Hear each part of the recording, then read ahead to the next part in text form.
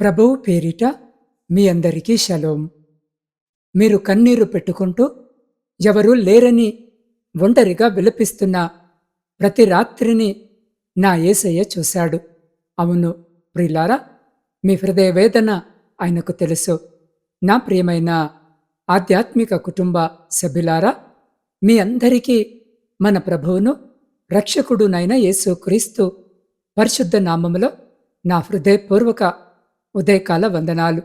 ఈ సుందరమైన ఉదయకాలమందు దేవుడు మీకు ఒక అద్భుతమైన శుభవార్తను అందిస్తున్నాడు. మీ జీవితంలో ఎన్నో ఏళ్లుగా వేధిస్తున్న సమస్యలకు, నిరాశలకు ఈరోజే అంతము పడబోతుంది. ఈరోజు దేవుడు మీతో వ్యక్తిగతంగా మాట్లాడి మీ హృదయ భారాలన్నింటినీ తొలగించి మిమ్మల్ని ఒక నూతన బలముతో నింపబోతున్నాడు. ఈ నూతన దినములోనికి అడుగు పెడుతున్న మనము సాతాను శక్తులను లయము చేస్తూ దేవుని కృపను పొందుకొనడానికి మనస్ఫూర్తిగా ఈ 3 విశ్వాస ప్రకటనలను మనమందరము కలిసి చెబుదాం. నాతో పాటు ఈ వాక్యము వింటున్న మీరు కూడా పలకండి. ఈరోజు నా యేసయ్య నా చేయి పట్టి నన్ను నడిపిస్తున్నాడు. ఈరోజు నాకున్న సకల భయాలు, ఆందోళనలు తొలగిపోతున్నాయి. ఈరోజు పరలోకపు అత్యున్నత ఆశీర్వాదాలను నేను నా జీవితంలో స్వీకరిస్తున్నాను. ఆమెన్. ప్రియమైన దేవుని బిడ్డలారా, ఈరోజు దేవుని వాక్యము మీ హృదయాలను తాకి మిమ్మల్ని బలపరుస్తుందని మీరు నమ్మినట్టయితే ఇప్పుడే ఈ వీడియోను లైక్ చేయండి. నా ఛానల్ని సబ్స్క్రైబ్ చేసుకోవడం మర్చిపోకండి. తద్వారా ప్రతిరోజు దేవుని వాగ్దానం మీ ఇళ్లను చేరుకుంటుంది. ఇప్పుడు మనమందరము ఏక మనస్కులై చిన్న ఉదయకాల ప్రార్థనతో ఈ సందేశంలోనికి వెళదాం. మహాగణుడు, మహోన్నతుడు అయిన మా ప్రియ పరలోకపు తండ్రి, ఈ అద్భుతమైన ఉదయకాలాన్ని మాకు అనుగ్రహించినందుకు నీకే వందనాలు. అయ్యా, ఈ సందేశాన్ని వింటున్న నా ప్రతి ఒక్క ఆధ్యాత్మిక కుటుంబ సభ్యుల్ని, వారి హృదయాన్ని మీరు తాకండి. వారి జీవితాల్లో ఉన్న చీకట్లను తొలగించి నీ దైవిక వెలుగును నింపండి. అయ్యా, మేము వినబోచిన వాక్యము ద్వారా మాతో మాట్లాడి మా విశ్వాసాన్ని బలపరచమని యేసు నామములో ప్రార్థించి పొందుకొని ఉన్నాము మా పరమ తండ్రి. ఆమెన్. ప్రియ సహోదరి, సహోదరులారా, ఈరోజు పరిశుద్ధ గ్రంథము నుండి దేవుడు మనకు అనుగ్రహిస్తున్న జీవము గల వాగ్దానము మత్తయి సువార్త 9వ అధ్యాయము 20 నుండి 22 వచనములు. ఆ సమయమున ఇదిగో 12 సంవత్సరముల నుండి రక్తస్రావము రోగము గల ఒక స్త్రీ, నేను ఆయన పై వస్త్రమును మాత్రమే ముడితే బాగుపడుదునని తనలో తాను అనుకొని ఆయన వెనుకకు వచ్చి ఆయన వస్త్రపు చెంగును ముట్టెను. యేసు వెనుకకు తిరిగి ఆమెను చూసి, కుమారి, ధైర్యముగా ఉండుము, నీ విశ్వాసము నిన్ను బాగుపరిచినని చెప్పగా ఆ గడియ నుండి ఆ స్త్రీ బాగుపడెను. ఎంత గొప్ప వాగ్దానము కదా! దేవుని బిడ్డలారా, ఈరోజు మీ జీవితంలో అద్భుతాలకు ప్రారంభము కావచ్చు. ఈ వాక్య భాగము వెనుక ఉన్న చారిత్రక నేపథ్యాన్ని, ఆనాటి భయంకరమైన పరిస్థితులను మనము లోతుగా అర్థము చేసుకోవాలి. ఈ మాటలను స్వయముగా మన ప్రభువైన యేసు క్రీస్తు సమాజములో ఎన్నో అవమానాలు ఎదుర్కొని రోగము చేత పీడించబడిన ఒక అనామక స్త్రీతో పలికాడు. అప్పటి యూద సమాజంలో రక్తస్రావ రోగము ఉన్న స్త్రీని అపవిత్రాలిగా చూసేవారు. ఆమె ఎవరిని తాకకూడదు, సమాజంలోనికి రాకూడదు, దేవాలయానికి వెళ్ళకూడదు. ఒకవేళ ఆమె ఎవరినైనా తాకితే పెద్ద శిక్షను అనుభవించవలసి వచ్చేది. అలాంటి భయంకరమైన నిరాశజనకమైన పరిస్థితిలో ఆ స్త్రీ 12 సంవత్సరాలు జీవించింది. 12 ఏళ్ళు అంటే తక్కువ సమయము కాదు. ఎందరో వైద్యుల చుట్టూ తిరిగింది. తనకున్న ఆస్తినంతా ఖర్చు పెట్టుకుంది. కాని రోగము నయము కాకపోగా మరింత ఎక్కువైంది. అలాంటి ఘోరమైన స్థితిలో యేసు క్రీస్తు ప్రభువు ఆ మార్గం గుండా వెళుతున్నాడని ఆమె విన్నది. అప్పటికే యేసు చుట్టూ వేల సంఖ్యలో జనాలు గుంపులు గుంపులుగా నెట్టుకుంటూ వస్తున్నారు. ఆ సమాజపు కట్టుబాట్లను, చట్టాలను పక్కన పెట్టి కేవలము ఒకే ఒక్క నమ్మకముతో ఆమె ఆ గుంపులోనికి చొచ్చుకొనిపోయింది. ఆమె నోటితో పైకి ఏమీ మాట్లాడలేదు. కాని తన మనస్సులో, హృదయ అంతరంగంలో ఒక దృఢమైన నిర్ణయాన్ని తీసుకుంది. నేను ఆయన పై వస్త్రము మాత్రమే ముడితే చాలు, నా జీవితము మారిపోతుంది, నేను బాగుపడతాను అని విశ్వసించింది. ఆమె వెనుక నుండి వచ్చి రహస్యముగా ఆయన వస్త్రపు చెంగును ముట్టింది. అంతే, ఆ మరుక్షణమే ఆమె శరీరంలో ఉన్న రోగ మూలము ఎండిపోయింది. యేసు వెంటనే ఆగిపోయి ఆ జనసమూహములో ఆమె వైపు తిరిగి చూశాడు. ఆయన ఆమెను గద్దించలేదు, శిక్షించను లేదు. కాని ఎంతో ప్రేమతో, కుమారి, ధైర్యముగా ఉండుము, నీ విశ్వాసము నిన్ను బాగుపరచనని ప్రకటించాడు. ఎందుకంటే దేవుని సమయము ఎప్పుడు కూడా పరిపూర్ణమైనదే. నా ప్రియమైన సహోదరి, సహోదరుడా, ఈరోజు ఈ వాక్యము వింటూ ఉన్నప్పుడు మీ జీవితంలో కూడా ఆ స్త్రీ లాంటి 12 ఏళ్ల సుదీర్ఘ పోరాటాలు ఏమైనా ఉన్నాయా? కొందరు ఉద్యోగ సమస్యలతో నలిగిపోతున్నారు. సంవత్సరాలు గడుస్తున్నా సరైన ఉద్యోగం రాక సమాజంలో, కుటుంబంలో అవమానాలు భరిస్తున్నారు. మరికొందరు తీవ్రమైన ఆర్థిక భారాలతో అప్పుల ఊబిలో కూరుకుపోయి రాత్రిపూట నిద్ర పట్టక కన్నీరు మున్నీరవుతున్నారు. కుటుంబంలో ఎప్పుడు కలహాలు, మనశ్శాంతి లేని జీవితం, భార్యాభర్తల మధ్య గొడవలు మిమ్మల్ని కృంగదీస్తూ ఉన్నాయా? ఏ డాక్టర్ దగ్గరికి వెళ్ళినా నయము కాని దీర్ఘకాలిక అనారోగ్య సమస్యలతో, క్యాన్సర్ లాంటి భయంకరమైన వ్యాధులతో మీరు లేదా మీ కుటుంబ సభ్యులు బాధపడుతున్నారా? భవిష్యత్తు ఏమవుతుందో అనే ఆలోచన మిమ్మల్ని నిలువున దయిస్తుందా? ప్రిలారా, మీరు ఒంటరిగా లేరు. దేవుడి రోజు ఈ వాక్యము వినుచున్న మీతో ఉన్నాడు. అవును, లోకము మిమ్మల్ని అపవిత్రులుగా, పనికిరాని వారుగా ముద్ర వేసి మిమ్మల్ని సమాజానికి దూరము పెట్టిన నా యేసయ్య మిమ్మల్ని ఈరోజు పిలుస్తున్నాడు. దేవుని ఆలస్యము అనేది తిరస్కారము కాదు. మీ ప్రార్థనలకు ఇంకా సమాధానము రాలేదని మీరు అనుకుంటూ ఉన్నారేమో. కాని నా ప్రియ సహోదరి, సహోదరుడా, దేవుడు మీ వెనుక ఒక పెద్ద కార్యాన్ని సిద్ధము చేస్తున్నాడని అర్థం. ఆ రక్తస్రావ రోగము గల స్త్రీ వలె మీరు కూడా మీ సమస్యల వైపు చూడటం ఆపి యేసయ్య వైపు చూడటము ప్రారంభించండి. ఆమె భౌతికమైన అడ్డంకులను, సమాజపు మాటలను పట్టించుకోలేదు. కేవలము యేసు క్రీస్తు ప్రభు మీద మాత్రమే దృష్టిని పెట్టింది. ఈరోజు ఈ వాక్యము వినుచున్న మీ ఆర్థిక ఇబ్బందులు, మీ అప్పుల సమస్యలు, అవి ఎంత పెద్దవైనా వాటన్నిటికంటే నేను ఆరాధిస్తున్న నా యేసయ్య గొప్పవాడని విశ్వసించండి. ఈరోజు ఈ వాక్యము వినుచున్న మీ జీవితంలో నూతన అధ్యాయము ప్రారంభమవుతుంది. మీరు చేయవలసిందల్లా ఒకటే, మీ హృదయపూర్వక విశ్వాసముతో మోకరించి దేవుని సన్నిధిని ముట్టడించాలి. దేవుడు మూసిన ఆ తలుపుల వెనుక ఒక గొప్ప ఆశీర్వాదం అనేది దేవుడు దాచిపెట్టి ఉంచాడు. మీ వ్యాపారంలో నష్టాలు వచ్చాయా? ఉద్యోగంలో ఊహించని ఇబ్బందులు ఎదురవుతున్నాయా? భయపడకండి.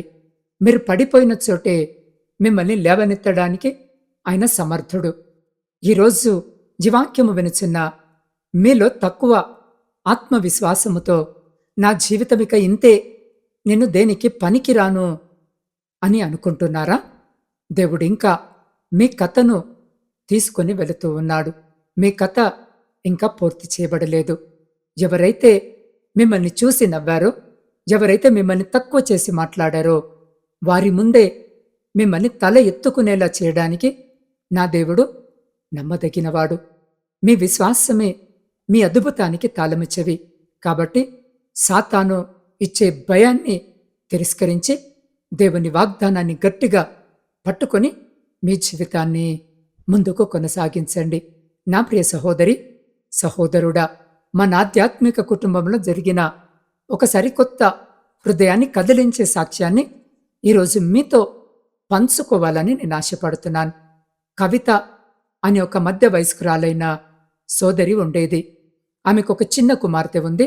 ఎంతో సంతోషముగా సాగుతున్న ఆమె జీవితంలో అనుకోకుండా ఒక పెద్ద తుఫాను ముంచుకొచ్చింది. ఆమె భర్త ఒక ఘోరమైన ప్రమాదములో ప్రాణాలను కోల్పోయాడు.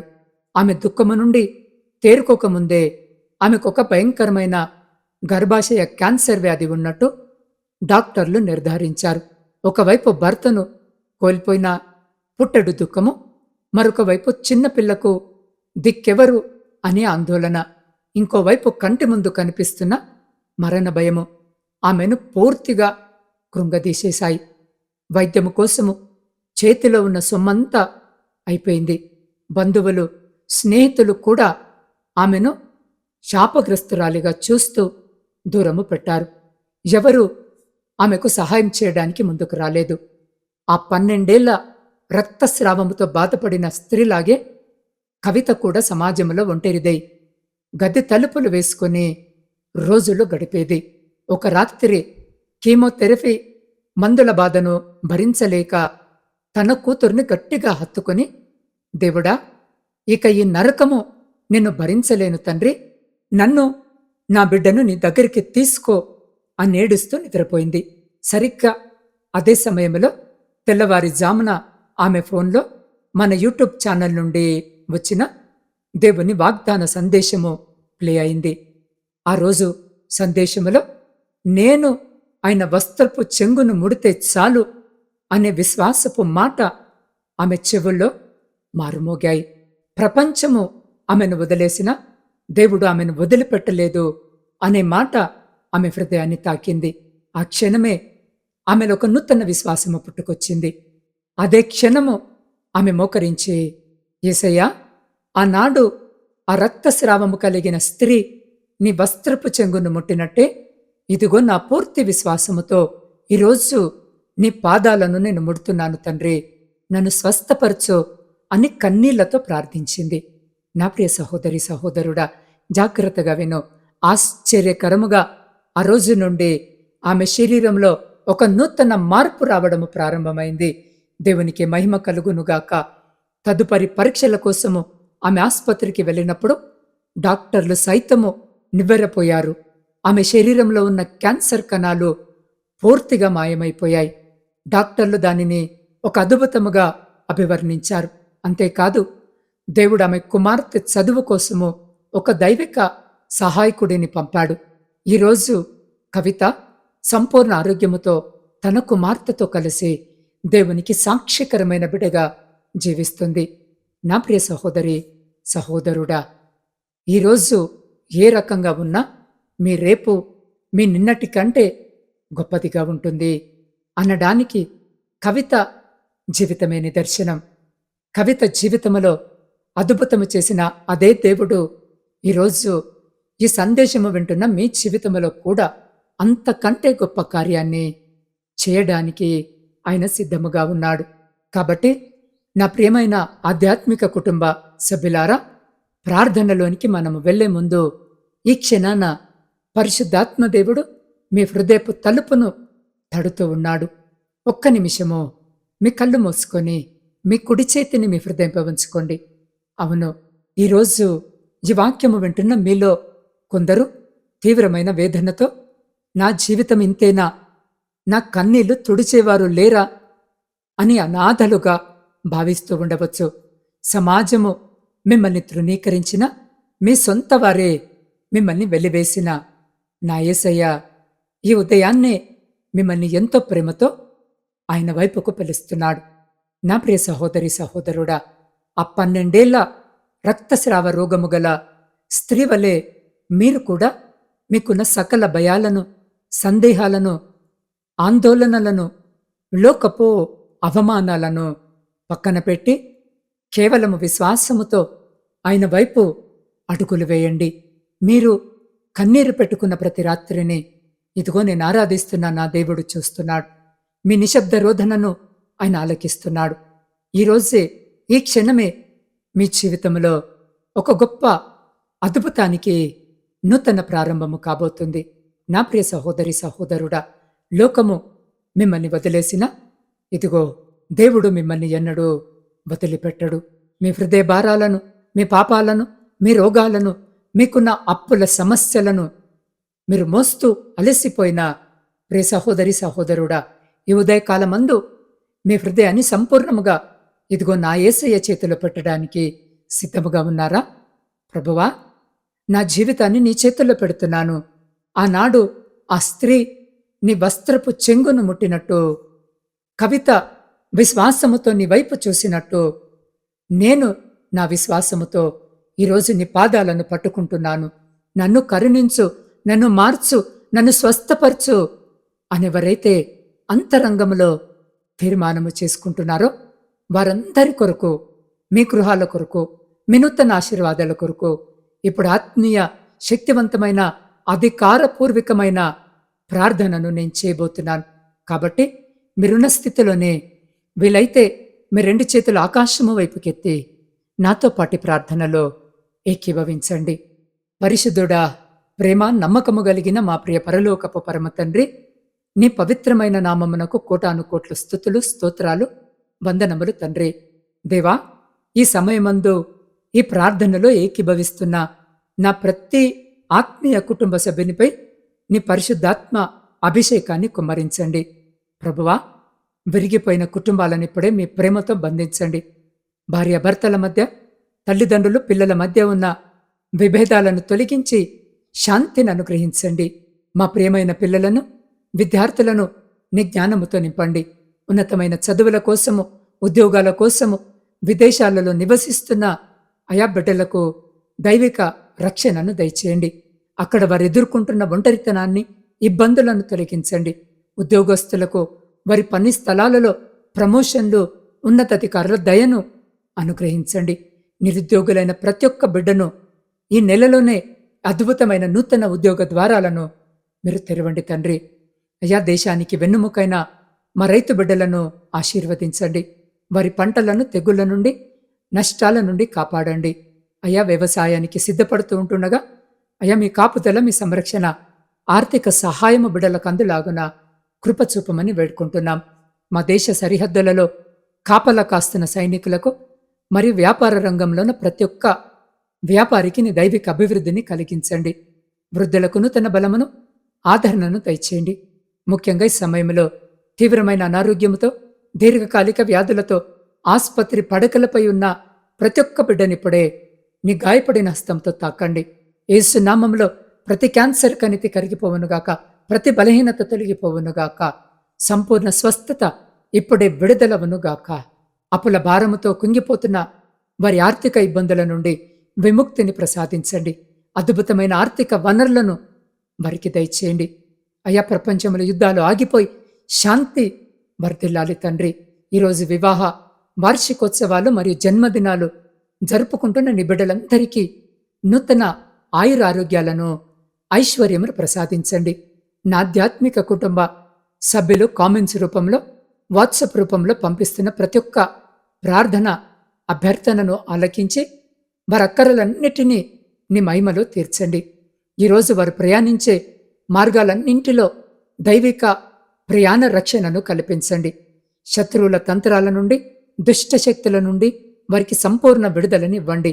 ఈరోజు వారి మార్గములో ఎదురయ్యే ప్రతి సాతాను, ఆటంకము, అడ్డుగోడలు యేసునామంలో కూలిపోవునుగాక. నీ దైవిక అవకాశాలు వారి జీవితాల్లో తెరవబడునుగాక. దేవా, ప్రతి బిడ్డను మీరు జ్ఞాపకము చేసుకుని దీవించి ఆశీర్వదించుమని యేసు నామములో ప్రార్థించి స్తుతించి అడిగి పొందుకొని ఉన్నాము మా పరమ తండ్రి. ఆమెన్. నా ప్రియమైన దేవుని బిడ్డలారా, ఈరోజు మీరు భయముతో కాదు, దేవుని శక్తితో, జయ జీవితముతో, నూతన నమ్మకముతో ముందుకు నడవబోతున్నారు. ఈరోజు దేవుడు మీ పక్షాన ఉన్నాడు. విజయము మీదే. ఈ సందేశము ద్వారా మీరు బలపడినట్లయితే ఇప్పుడే వీడియోను లైక్ చేయండి. నా ఆధ్యాత్మిక పరిచర్యకు మద్దతుగా నా ఛానల్ని సబ్స్క్రైబ్ చేసుకోండి. దేవుని వాగ్దానాన్ని మీ హృదయంలో ముద్రించుకుంటూ క్రింద ఉన్న కామెంట్ సెక్షన్లో ఆమెన్ అని తప్పకుండా రాయండి. దేవుని ప్రేమను, ఇతరులకు పంచడానికి ఈ శక్తివంతమైన వీడియోను మీ వాట్సాప్ స్టేటస్లోనూ లేదా కనీసం 3 వ్యక్తులకు లేదా మీ కుటుంబ సభ్యులకు వాట్సాప్ గ్రూపులో షేర్ చేయండి. మీ వ్యక్తిగత ప్రార్థన అవసరాలు, కన్నీటి అభ్యర్థనలు ఏవైనా ఉంటే స్క్రీన్పై కనిపిస్తున్న నా వాట్సాప్ నంబర్కి ఇప్పుడే సందేశాన్ని పంపించండి. నేను మీకోసము వ్యక్తిగతంగా ప్రార్థిస్తాను. రేపు ప్రచురించబడే ఈరోజు వాగ్దానము ప్రత్యేక సందేశంలో మనం ఒక అత్యంత శక్తివంతమైన హృదయాన్ని కదిలించే దైవిక సత్యాన్ని తెలుసుకోబోతున్నాం. దేవుని వాక్యము సెలవిస్తుంది, పంట విస్తారముగా ఉంది, కాని పనివారు ఎక్కడా? అవును, ఈ లోకంలో ఎందరో నలిగిపోయిన హృదయాలు, ఆదరణ లేని జీవితాలు దేవుని ప్రేమ కోసము, ఒక నూతన వెలుగు కోసము ఎదురు చూస్తున్నాయి.